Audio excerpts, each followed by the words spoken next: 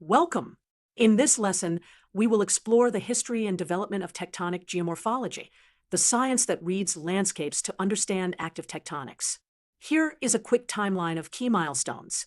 We will start with the early foundations in the late 19th and early 20th centuries, then move through the quantitative revolution and plate tectonics in the 1960s, the emergence of the field in the 1970s and 80s, the climate and modeling advances of the 1990s, and finally the modern data-rich era from 2000 onward. Early foundations. William Morris Davis in 1899 proposed a cycle of erosion, linking a pulse of uplift to stages of landscape evolution. Later, in the 1920s, Walther Penck argued that uplift and erosion occur together continuously, and that different uplift rates produce different slope forms, like concave and convex hillsides. Both ideas emphasize that tectonics leave a geomorphic imprint. Mid-20th century, geomorphology became quantitative. John Hack proposed dynamic equilibrium. Landscapes settle into a steady form when uplift and erosion balance each other. A change in uplift or an erosion will tip the balance and reshape topography. At the same time, plate tectonics unified mountain building, earthquakes, and volcanism, encouraging scientists to relate relief and river gradients to convergence and crustal thickening. Emergence as a discipline. In the 1970s and 80s, William Bull and colleagues formalized metrics to read landscapes for tectonic activity. For example, mountain front sinuosity distinguishes straight, recently uplifted fronts from more wiggly, older fronts. Valley floor width to height ratios also separate actively uplifting ranges from more quiescent ones.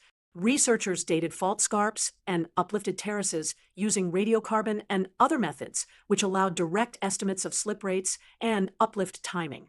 A foundational volume, Active Tectonics, in 1986 marked this turning point. Late 20th century, scientists began coupling climate and tectonics.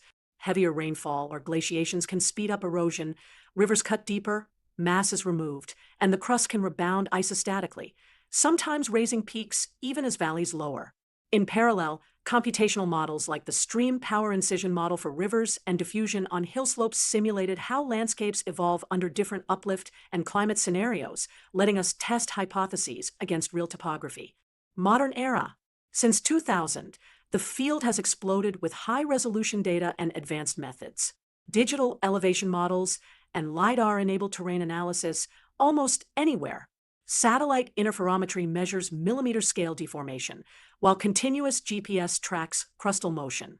Cosmogenic nuclides estimate erosion rates over thousands to hundreds of thousands of years. Laboratory sandbox experiments visualize uplift and erosion in real time. And powerful three-dimensional models now couple rivers, hill slopes, glaciers, sediment, and fault motion across entire mountain ranges.